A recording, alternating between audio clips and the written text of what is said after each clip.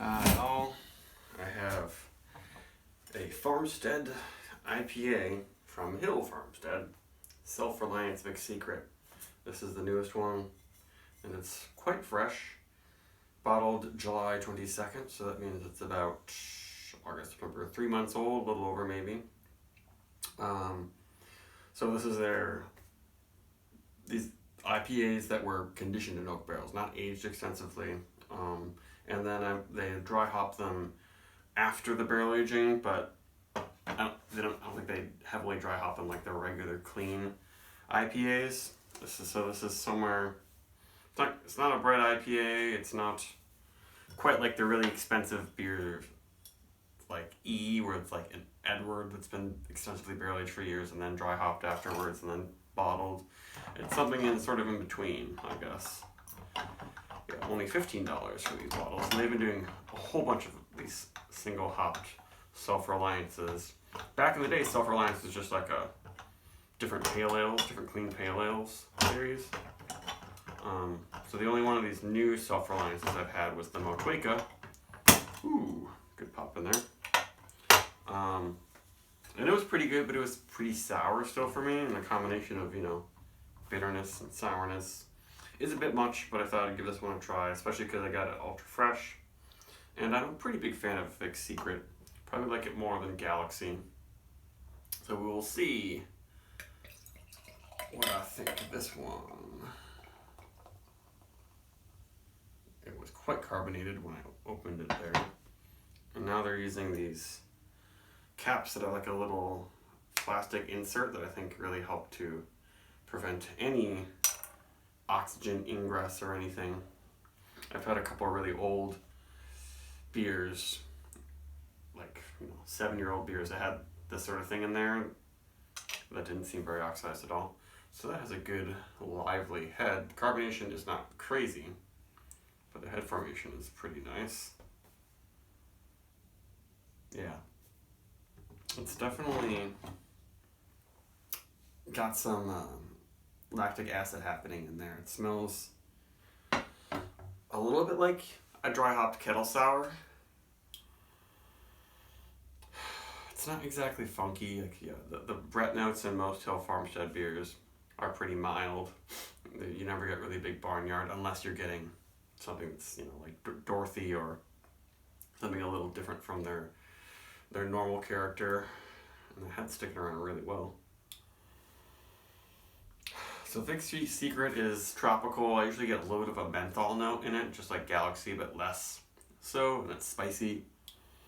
This is smelling a little bit bubblegummy, which is interesting. It's almost like a Belgian IPA crossed with a dry hop kettle sour. And not extensive aging enough to really get big oak notes or winey notes. Maybe a little bit of a white grape sort of thing. And some pineapple, maybe peach. Guava. It smells really, really good.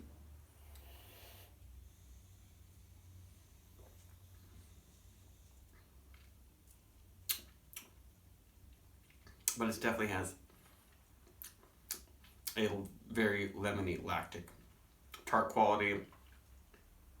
It takes us immediately into bitter grapefruit juice territory and the flavor, Like that's what grapefruit juice has. It has acidity and bitterness at the same time, which is basically, what this is.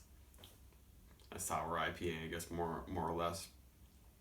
But no lactose or anything like that, like a lot of these sour IPAs being made these days that are, Hudson Valley influenced.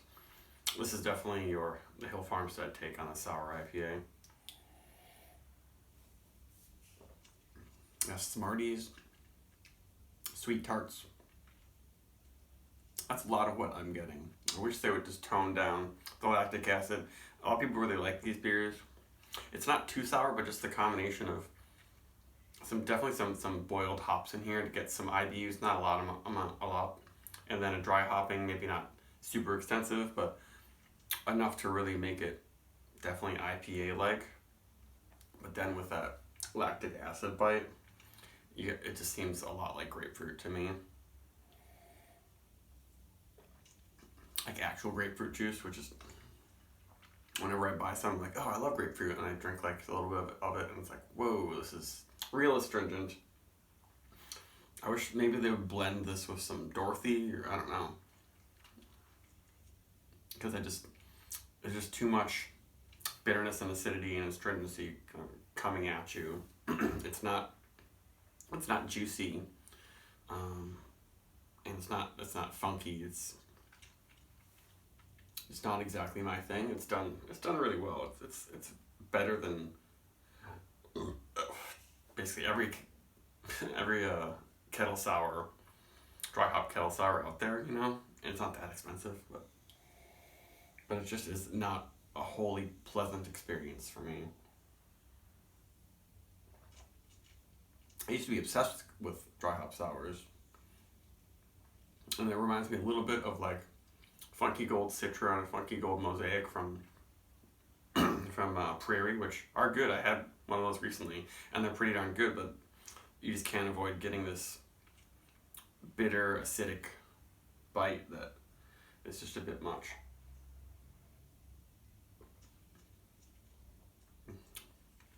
And the question is, do you blend this with clean, sweet, fresh IPA to balance it, or should I blend it with like a wheat beer? I don't know. But the aftertaste of this is just like, you just bit out a piece out of a grapefruit, maybe with the peel in there too a little bit. And it's bitter. I guess it is juicy like grapefruit, but not juicy when you think of something that's succulent and makes your mouth water, but plenty sweet. This is not a very sweet beer, though at first it smells like sweet tarts and stuff like that. Like, it's a good flavor and aroma, which is the mouthfeel and the bitterness. The bitterness is just really amped up by the sourness. But I think it's a really good beer. It's probably the best I've had. I've had a couple Hudson Valley beers, and I was not a huge fan of them. I basically just don't really like lactose in anything, except for maybe the occasional milk stout. Lactose in IPAs, I've kind of been like, it never really helps it, in my opinion. But I think I like this more than the Motueka one. But it'd be interesting to compare these different ones. Like, is the Vic Secret that much different from the Hallertau? They're all going to have this bitter and sour sort of grapefruit quality, I bet.